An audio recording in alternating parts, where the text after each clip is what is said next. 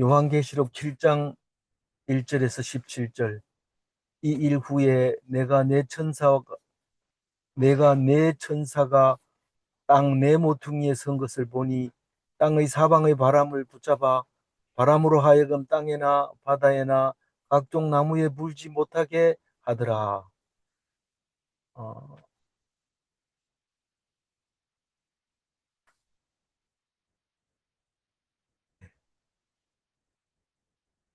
음. 오늘 말씀은 어, 그 주님께서 구원하시고자 하는 구원 사역과 그다음에 천국 성도들의 찬송 소리, 그리고 천국 천사들의 경배하는 모습, 그다음에 천국 장로가 화답하는 이야기로 말하고 있습니다. 지금 무슨 얘기를 하다가 갑자기 이렇게 됐을까요? 어, 예, 그 하나님의 오른손에 있는 두루마리를 인봉을 떼는 사람이 없어서 요한이 울었는데, 장로가 울지 말라고 하면서 어, 예수님이 오셔서 그 두루마리를 받고 인봉을 6개나 뗐어요. 하나, 둘, 셋, 넷, 다섯, 6개.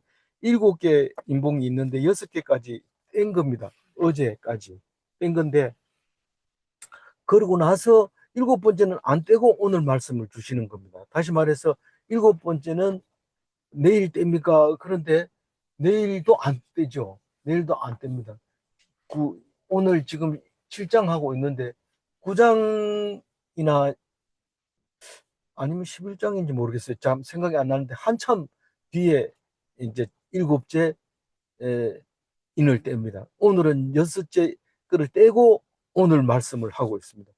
이게 무슨 말인가? 우선 제일 먼저 중요한 것은 6개 인을 뗀 것이 무슨 뜻인지를 알아야 기다립니다. 7째 거를 기다리지만 6개가 뭔지 모르는 상태에서 7째 가가지고 갑자기 얘기하면 뭔 소리를 또 하냐 이렇게 하기가 쉽습니다. 그러니까 어제까지 했는 6인을 뗀 것이 무엇인지를 알아야 돼요. 이게 지금 요한계시록 전체를 읽을 때 맥을 잊어버리면 황당하게 돼버립니다. 그래서 맥을 놓치지 말고 꼭 잡고 있어야 되는데, 6개의 인을 뗐다는 게 무슨 뜻이냐 하면, 제일 첫 두루마리의 인봉을 뗐다는 얘기는 두루마리 속에 비밀이 들어있다는 겁니다. 아무나 그것을 해석할 수 없다는 겁니다. 그걸 해석할 수 있는 사람이 죽임 당한 어린 양밖에 없다는 겁니다. 그래서 모든 것을 주님께 드립니다. 지혜와 능력과 권세와, 잘 모르지만 다 하나님께 드려야 됩니다. 조금이라도 내 것이라고 생각하면 그것은 이미 하나님 생각과 내 생각은 다르다. 그렇게 함으로써 엉뚱한 짓을 하게 되는 것을 볼 수 있습니다. 그런데 첫 번째 인을 떼니까 성경 속에 뭐가 들어있느냐 하면 성부욕이 들어있다는 거예요. 우리 속에 성부욕은 항상 있게 돼 있는데, 짐승에서부터 식물까지도 다 성부욕이 있는데 그 말씀이 성경 속에 기록이 돼 있다. 그래서 그거를 음, 성경을 읽을 때 성부욕이 때문에 문제가 생기거든. 성경을 읽어보면 해석이 되는 거예요. 왜 그러냐? 그 성부욕 때문에 그렇다. 그러면 그 결과가 어떻게 되느냐? 그게 성경에서 우리에게 가르쳐 주는 말이다. 그러니까 예수님이 첫 번째 인봉을 딱 떼는 순간부터 우리는 완전히 다른 사람이 된 거예요. 우리는 성경을 안 읽어본 사람하고 성경을 가지고 읽고 은혜 받은 사람은 벌써 첫 번 비밀에서 다르게 나타나는 거예요. 성부욕이 막 들끓을 때, 그 결과는 어떻게 되는지 성경에 보면 알게 되고, 그건 무엇을 의미하는가? 네가 잘나서 성부욕이 강한 게 아니라 하나님이 그렇게 만들어 놨다. 그건 왜 만들어 놨느냐? 그게 성경 속에 있다. 두 번째 인을 떼니까 뭐가 나와요? 정복욕. 예, 정복하는 음, 말이 나타났는데, 그게 말이 나타났다는 얘기는 성경 속에 그게 들어 있었다는 거예요. 그러니까 뭔가를 자꾸 정복하려고 하고 끝없이 정복하려고 하는 건데 그게 성경 속에 나와 있어요. 우리가 뭐를 기록을 한다고 하면 성경처럼 기록할 수 있고 못합니다. 그 두루마리가 음, 비밀이 들어있는 말이기 때문에 우리가 성경 이 정도는 내가 쓰겠지 이런데 써가지고 비교해 보면 성경하고는 비교 자체가 안 됩니다. 그래서 아예 포기를 해버리는 거예요. 그리고 오직 말씀만 붙잡게 되는데 누가 그런 짓을 했냐면 전중합니가 그런 짓을 했어요. 잔뜩 모아놨죠. 과거에 해놨는 거 기록 앨범부터 시작해서 일기장 다 모아놨는데 성경하고 딱 비교해보니까 너무 부끄러워가지고 남이 볼까봐 다 없애버리고 깨끗하게 해놓고 살고 있는데 세 번째 딱 떼니까 뭐가 나와요? 식욕이 나와요. 식욕. 식욕하고 저울하고 뭔 관계가 있어요? 음, 일한 만큼 주는 거고 양식을 정확하게 정의롭게 딱딱 줍니다. 많이 후하게 안 주고. 근데 실제로는 그게 사랑이 아니죠. 사랑은 뭐라고요? 낭비하는 거예요. 낭비. 그냥 막 주는 거예요. 따지지 않고. 내가 줬으니까 네가 얼마 줘. 이렇게 하는 거는 그건 사랑도 아니고 또 나한테 잘해주는 사람한테 잘해주는 거는 그건 사랑이 아니고 그냥 낭비하는 게 그게 사랑이라는 거를 음, 묵상할 때 그렇게 한 거지. 성경에 그래 적혀 있는 게 아니고. 그게 식욕이 셋째 인봉에 나옵니다. 먹는 것 때문에 목숨 거는 그 이야기가. 그 다음에 사실 목숨 걸 거 없어요. 하나님이 다 챙겨줍니다. 40일 굶으면 하나님이 다 챙겨줍니다. 그 전에 뭐 이틀도 안 굶게 하지만 그래도 하여튼 하나님 그 얘기가 성경 속에 있다. 그리고 뭐가 있어요? 네 번째는요. 네 번째 인을 떼니까 뭐가 나왔어요? 청황색. 예, 청황색 우리나라 말에는 없는 말인데 한자를 그대로 써서 어, 영어에서는 청색을 녹색을 말하고 있다 했죠. 녹색을 말하고 있는데 그게 이 죽음의 색깔, 죽음의 말 색깔, 그게 청황색이었던 거죠. 그것은 살고 싶은 욕망을 성경 속에 들어 있습니다. 우리가 막 열심히 하고 있는데 살라고, 살라고 그렇게 하는 거라는 것을 성경에서 가르쳐 주고 있는 거죠. 그 다음에 다섯 번째를 떼니까요. 숨겨져 억울하고. 예, 그 흰 옷을 입은 이야기 하는데 천국으로 다 가고 싶어 하지만 가는 사람은 순교한 자만 간다. 그거를 얘기했잖아요. 그래서 재단 밑에 앉아서 언제까지 우리를 신원하여 주시겠습니까? 억울하게 합니까? 빨리 심판해 주세요라고 할 때 흰 옷을 주면서 얼마나 기다리라? 수가 찰 때까지 기다리라. 그리고 오늘 수 얘기합니다. 근데 그 수하고 그 수하고 아닌 것 같아요. 아닌 것 같은데 하여튼 수가 찰 때까지 기다리라. 그렇게 얘기를 함으로써 다섯 번째 그 인을 떼고 얘기한 겁니다. 근데 여섯 번째 인을 떼고 나서는 좀 많은 이야기를 하고 있는데 그게 뭔 얘기냐면 여섯 번째는 뭐라고 했어요? 딱 떼니까 그날에 있을 일들을 얘기합니다. 심판날 그날에 있을 얘기를 하고 있는데 어, 예, 부끄러워가지고 문 산들아 무너져라 이러면서 어, 부끄러움을 당하는 게 그날이다라고 이야기를 하고 있습니다. 그렇게 자세하게 얘기 안 하고는 그날의 비밀에 대해서 우리에게 보여줬다 참 어렵습니다. 그래서 그런 이야기를 어디에 있는 이야기? 어, 어디에 있는 이야기를 인용해 왔죠? 누가복음에서도 인용하고 어, 선지서죠. 선지서에 이 글을 인용해 가지고 와서 산아 무너져라 나를 덮어라 가려라 이렇게 하는 이야기가 나오잖아요. 그게 그날에 있을 그 비밀을 그렇게 보여주고 있는 겁니다. 일곱 번째 거는 아주 나중에 한참 뒤에 나오지만 열심히 찾아가서 일곱 번째가 뭔가 하고 미리 읽어보면 뭘까요? 일곱 번째 인을 떼니까 조용해요. 반 시간 동안 조용해요. 침묵하고 있어요. 하나님이 말 안 합니다. 일곱째 비밀이 있는데 예수님이 말 안 합니다. 안 보여줍니다. 일곱째 인을 떼면.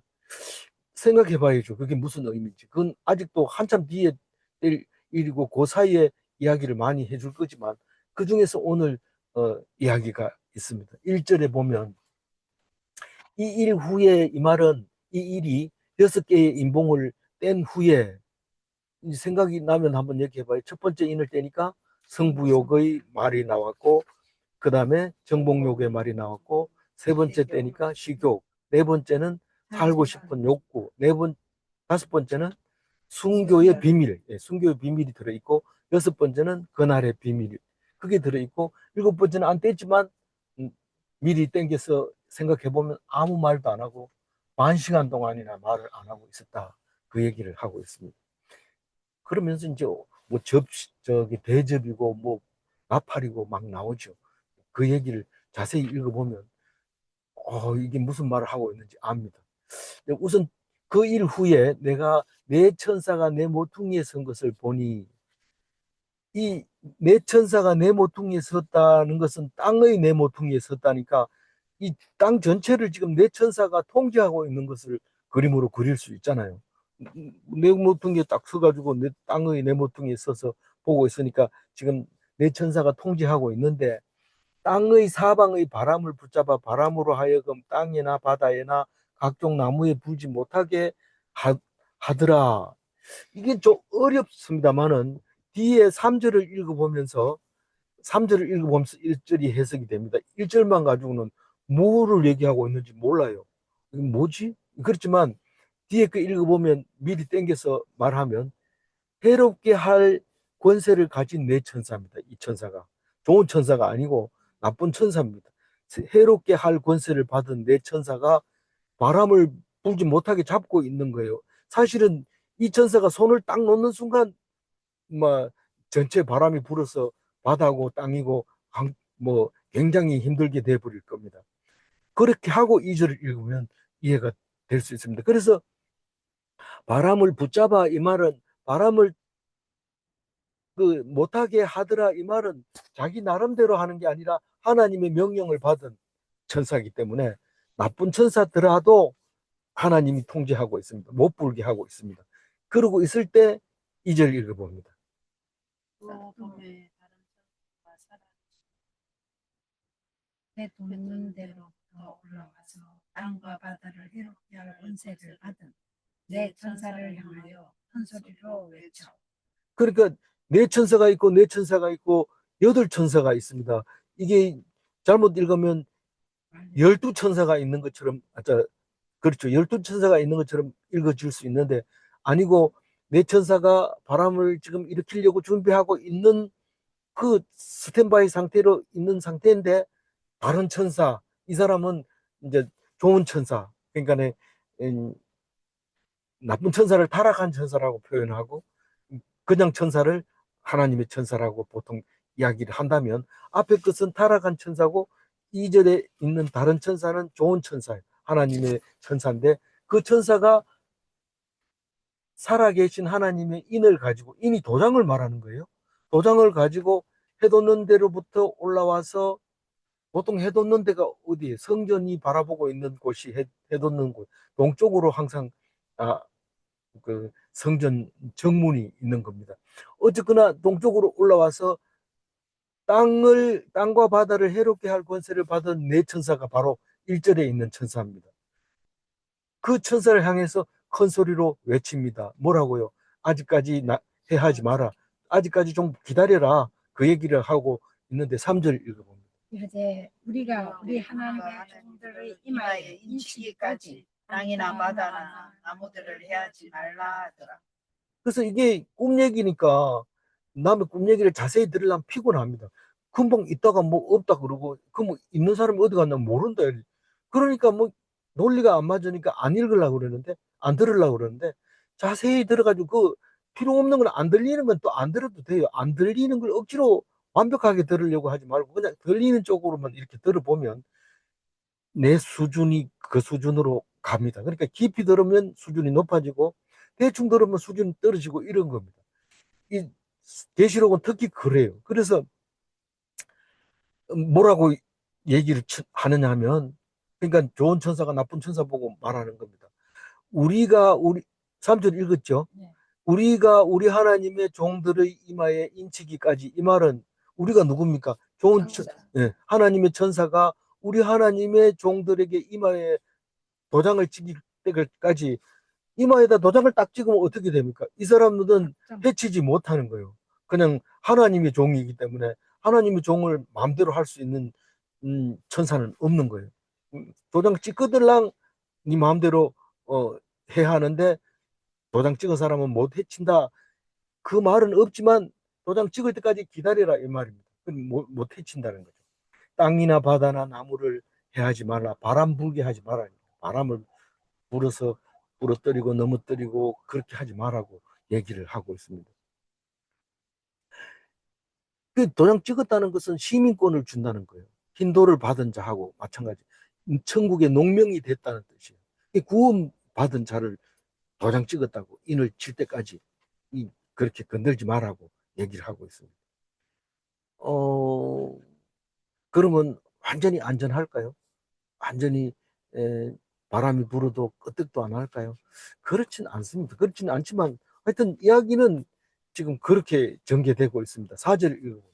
내가 인침을 받은 자의 수를 들으니 이스라엘 자손의 각 지파 중에서 인침을 받은 자들이 14만 4천이.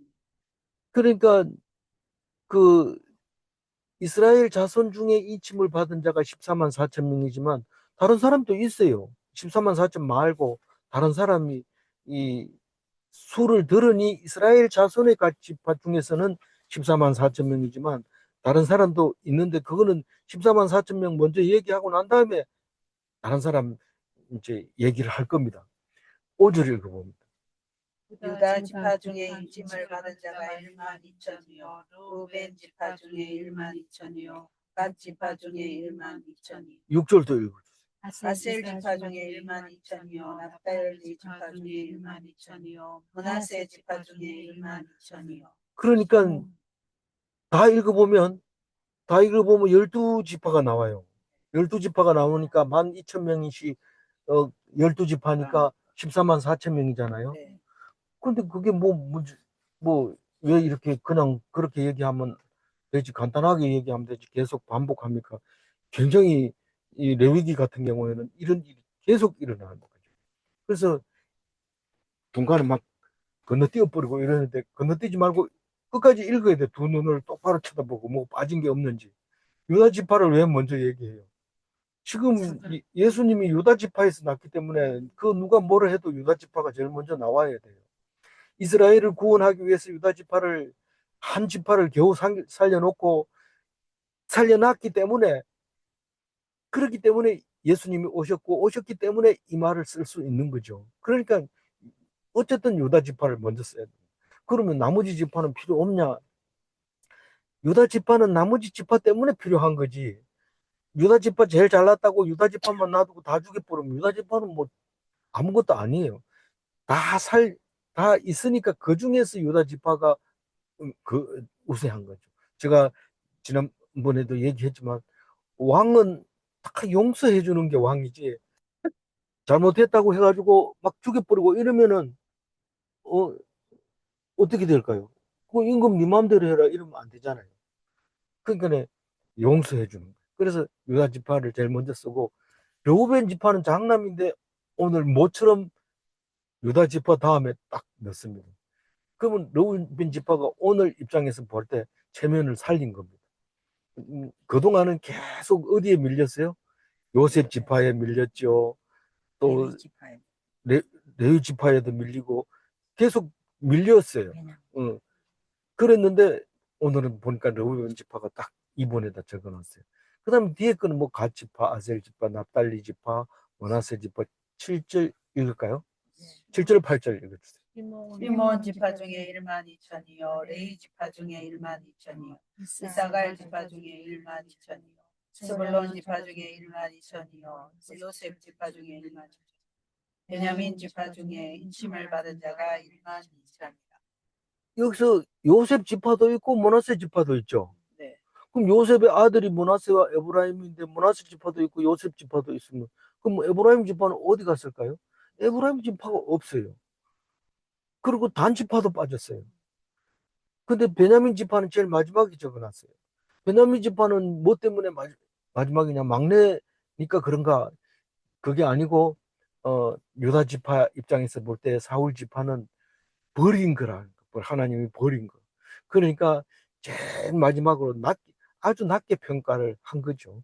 그렇게 해서 넣은 건데 그 말이 꼭 맞습니까? 맞고 틀리고 없고 느낌이 그렇게 오는 거죠. 우리는 그냥 있는 대로 읽고 느껴지는 대로 느끼는 거죠. 그걸 주장하고 또 아니라고 하면 싸울 필요는 없고 그렇게 느껴지고요. 에브라임은 왜 빠졌을까 생각을 해보니까 북이스라엘의 대표가 에브라임이었어요.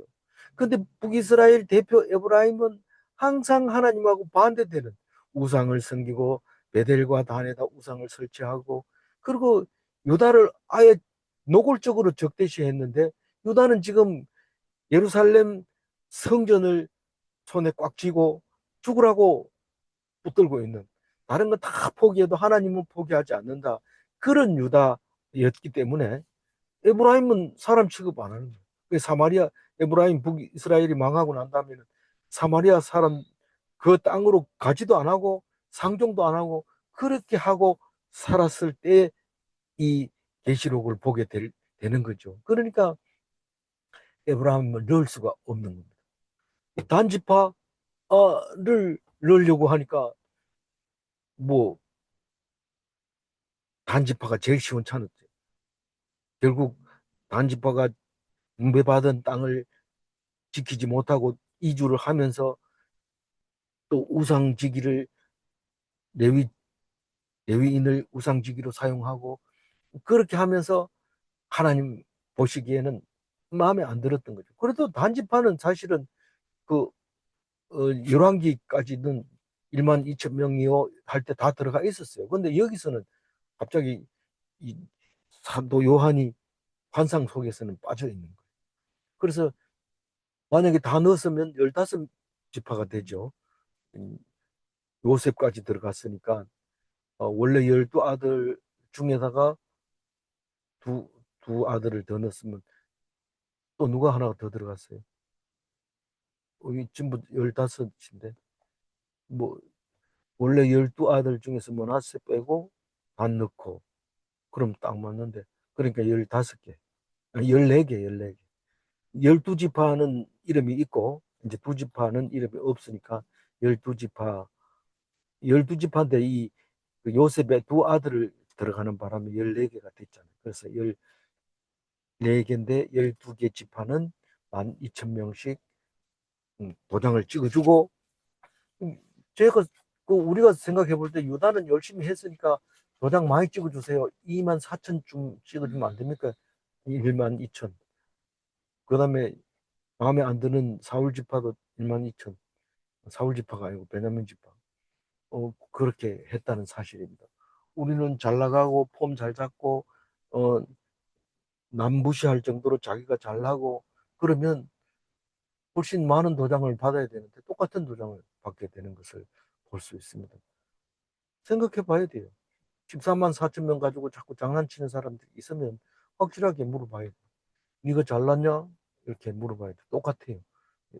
그는 이 숫자는 하나님이 가지고 있는 숫자지 우리가 세상하고 이야기할 수 있는 거론할 수 있는 숫자가 아닌 거죠.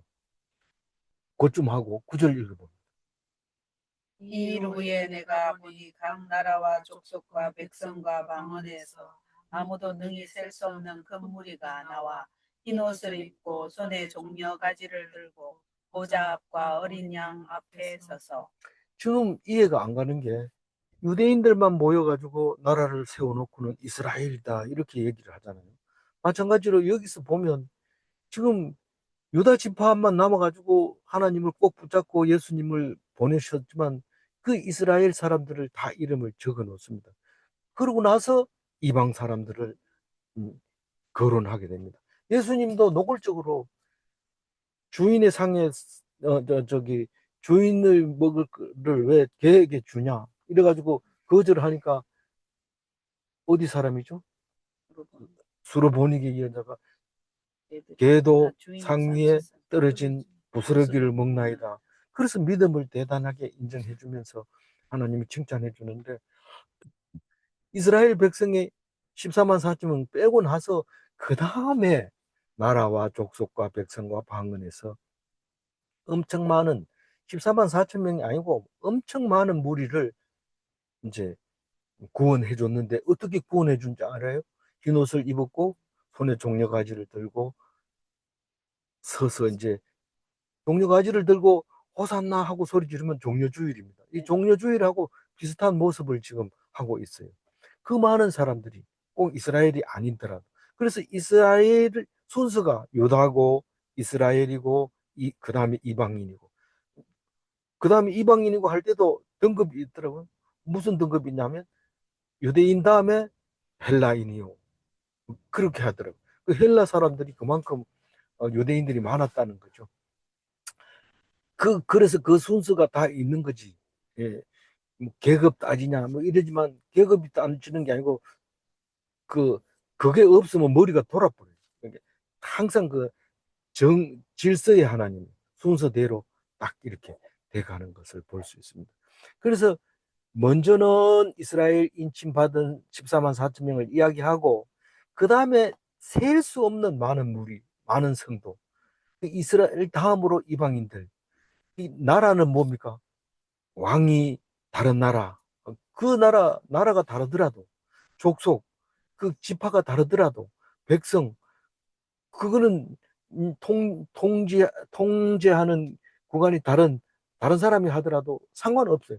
북한이나 남한이나 예수 믿는 사람은 똑같이 구원받을 수 있다는 거죠. 방언, 말은 다른 말을 하더라도 번역해가지고 가르쳐 주면 구원받습니다. 그래서 그런 거 상관없이 똑같이 이방인 성도들이 셀 수 없이 많이 흰 옷을 입고 종려가지를 들고 보좌 앞에서 어린 양 앞에서 그렇게 소리를 지르면서 즐거워하고 영광을 돌리는데 10절 읽어. 큰 소리로 큰 소리로 외쳐요. 원하심이 보좌에 앉으신 우리 하나님의 어린 양에게 있다. 하나님과 어린 양에게 있도다. 두 사람에게 있어. 우리 하나님과 우리 예수님과 두 사람이 구원을 이랬다 저랬다. 이 앞에 보면 열면 닫을 자가 없고 닫으면 열 자가 없고 그 열쇠를 가진 자. 그 권한이 어디 있느냐? 권한이 하나님과 예수님에게 있다고 큰 소리로 쳐서 외치고 있는 모습을 볼 수 있습니다. 물론 뭐 성경을 읽으면서 다르게 느낌이 올 수도 있어요. 그러나 분명히 구원을 내가 노력한다고 해서 14만 4천 명에 들어갈 수 있다고 생각하면 오해다. 구원하시면 오직 하나님과 어린 양이 결정한다. 그 얘기를 하고 있습니다. 그러면 우리하고 뭔 관계 있어요? 우리 뭐 아무렇게 있어도 되잖아요. 그게 아니라 구원하심이 하나님과 어린 양에게 있다는 것을 믿는 사람에게만 주어진다는 거죠. 그게 이게 아무 관계 없는 것 같은데 엄청 관계가 있는 얘기를 하고 있는 거예요. 11절 읽어. 모든 천사가 보좌와 장로가 내 생물의 주위에 서 있다가 보좌 앞에 엎드려 얼굴을 대고 하나님께 경배하여. 그러니까 그 많은 14만 4천 명에다가 그 많은 이방 성도들이 찬송하는 소리를 듣고 영광을 돌리는 것을 보면서 누가 경배를 하고 있어요? 천사들이 경배하고. 우리가 경배하면, 우리가 찬송하면 하나님은 하늘나라에서는 잔치가 벌어지는 거예요. 난리가 나는 거예요. 우리는 그냥 모여서 사이좋게 이 친교를 하면 천국에서는 잔치가 벌어지는 거예요. 그렇게 구조가 되어 있는 거예요. 그 천사가 어디에 있다가 보좌와 장로들과 내 생물, 장로도 보좌에 앉아 있고 하나님도 보좌에 앉아 있고 예수님도 보좌에 앉아 있고 내 생물도 그 주에 서 있는데 내 생물 읽을 때 뭐를 생각해야 돼요? 제일 먼저 그 사자 같은 위용, 소같이 충성, 사람 같은 지혜, 독수리 같은 어, 예? 위험, 어, 그 예, 위용 그런 글을 생각하면 좋아요. 근데 그게 생각이 안 나면 이게 잘 읽혀지지 않고 힘들어져. 그런 그 주위에 있다가 보좌 앞에 엎드려서 얼굴을 대고 하나님께 경배했다. 12절을 이르되 아멘. 찬송과 영광과 지혜와 감사와 존귀와 권능과 힘이 우리 하나님께 세세토록 있을지어다. 아멘. 이게 수요일 날 있었던 건가요? 지혜와 네, 지혜와 그게 영광. 죽임당한 어린 양 메시아 찬양에 있는 건데 어, 그게 환상 속에서 봤는데 여기서 또 환상 속에서 그 천사들이 경배하는 그 모습이 똑같은 말을 하고 있는 거죠. 그러니까 팬들이 작곡을 하는데 그게 필이 와놓으니까 막 그게 너무도 강력하게 지금도 그 찬양을 하면 우리들이 감동하고 있는 거죠. 13절 읽어볼까요? 장로 중하가 응답하여 나에게 이르되 이 흰옷 입은 자들이 누구며 또 어디서 왔느냐. 이 흰옷 입은 사람 누구예요? 예, 아니요. 흰옷 입은 사람이 왜 천사입니까? 14만 4천 명에다가 또 셀 수 없는 큰 무리가 흰 옷을 입었다고 했잖아요. 그럼 누군지 알잖아요. 누굽니까? 우리 성도들이 이 순교한 실제로 누가 안 죽였더라도 뭐 천국 간 사람은 순교했다고 보는 거죠. 코 고는 사람 누구예요? 네, 그게 네. 아니, 음. 예,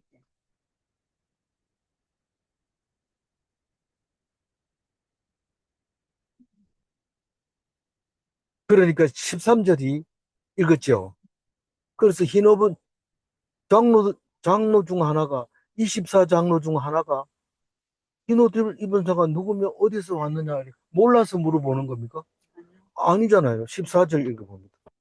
내가 말하기를 내 주여 당신이 아시나이다 하니 그가 나에게 이르되 이는 큰 환란에서 나오는 자들인데 어린 양의 피에 옷을 벗어 희게 하였느니라. 그러니까 어디서 누구며 어디서 왔느냐 이렇게 물으면 우리가 항상 물을 때 대답 물을 때 확실히 알고 물어보잖아요. 우리가 몰라서 물어보는 게 아니고.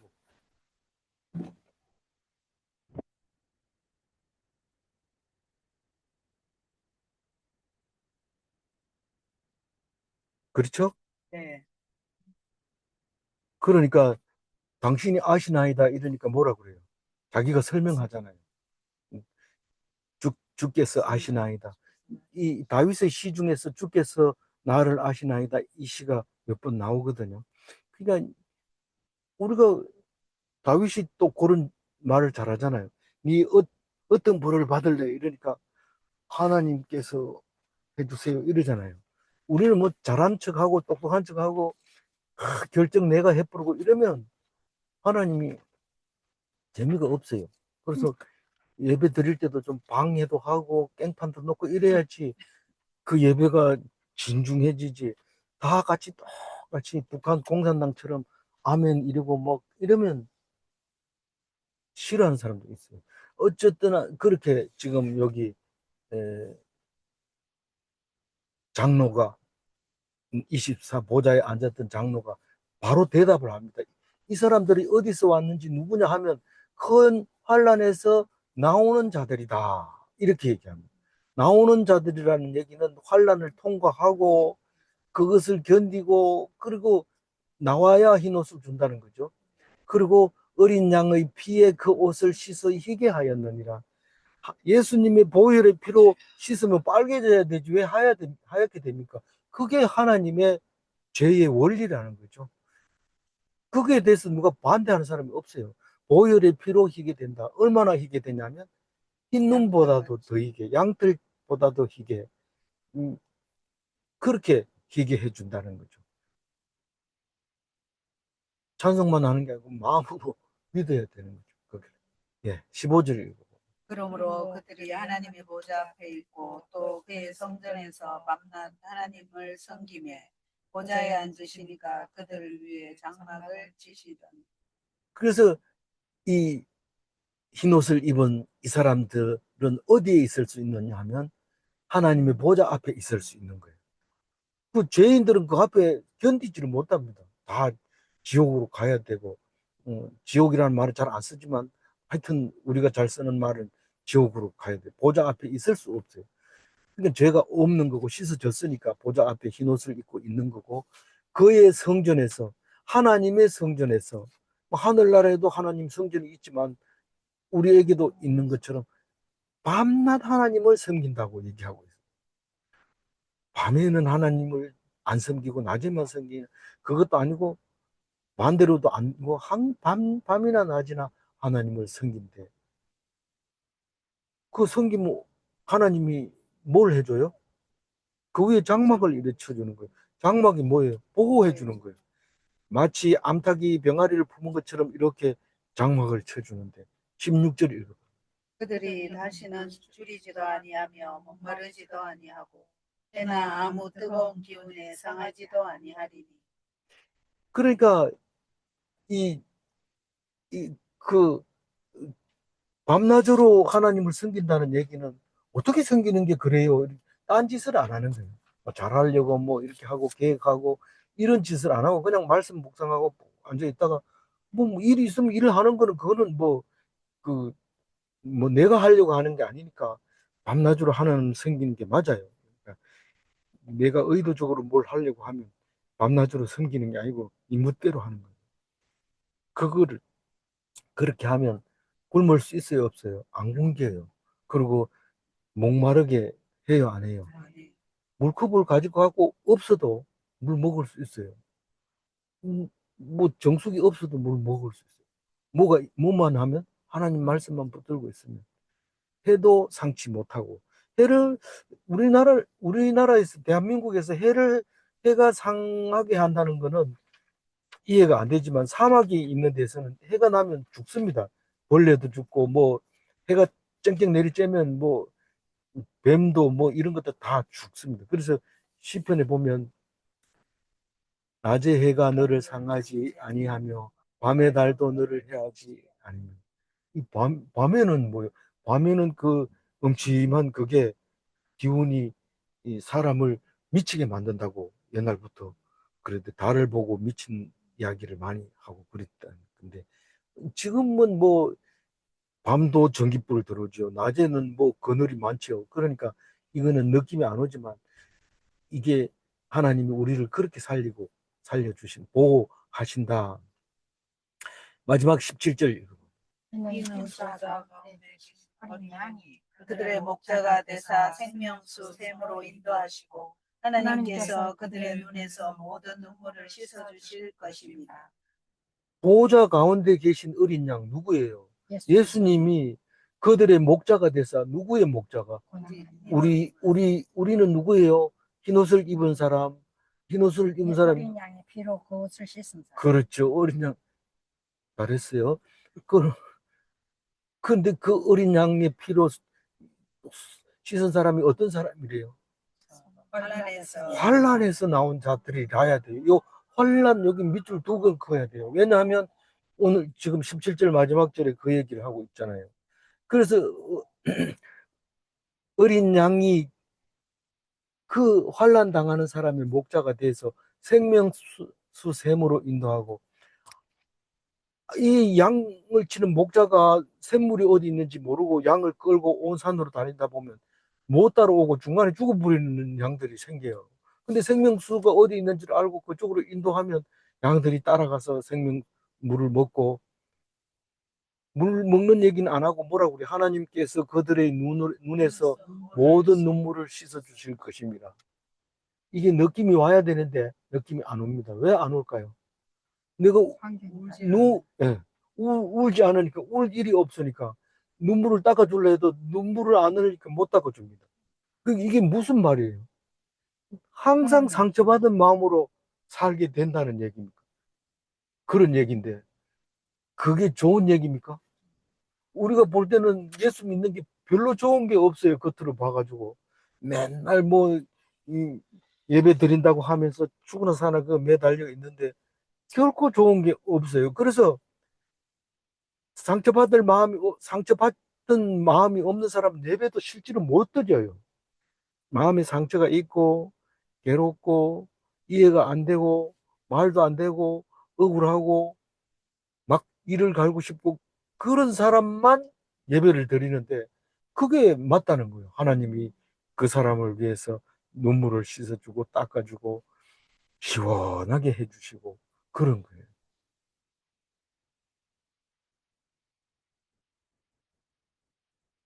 10절 하이라이트 읽어봅니다. 구원하시니 구원하시는 보좌하신 이 하나님과 믿음으로 순교하면 천국에서 흰옷을 입습니다.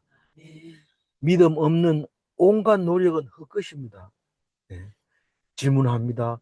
하나님의 종으로 인친다는 것은 구원을 뜻하는 것인가? 14만 4천은 하나님의 비밀 숫자인가? 그렇습니다. 비밀이 분명히 숫자가 있는데 우리는 모르는 하나님만 아는 숫자다라는 것을 우리에게 말하고 있습니다. 이제 내일은 뭐가 나올까요? 성도들의 기도와 일곱 화에 대해서 일곱 화 중에서 네 화가 매일 나오고 그 다음에 세 번 화가 나옵니다.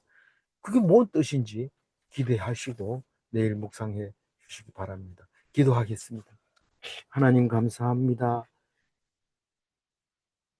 두루마리 속의 비밀을 인봉을 떼주신 예수님 감사합니다. 예수님이 아니면 두루마리하고 나하고 아무 관계가 없을 뻔한 우리들에게 인봉을 떼주셔서 비밀을 보여주시고 그 속에서 비밀 맡은 자로서 살고 살 수 있게 해주셔서 감사합니다. 하나님께 영광 돌리며 하나님을 위하여 밤낮 오직 말씀만 붙잡게 하여 주옵소서. 나머지 모든 문제는 하나님이 책임지신다 하셨사오니 어린 양이 목자를 따라가듯이 목자가 생명수로 인도하는 그 생명수를 따라가 먹을 수 있도록 주님 도와주시옵소서. 앞으로의 모든 일들이 주님께서 인도하여 주실 줄 믿사옵고 감사하며 우리 주 예수 그리스도 이름으로 기도 올리옵나이다. 아멘.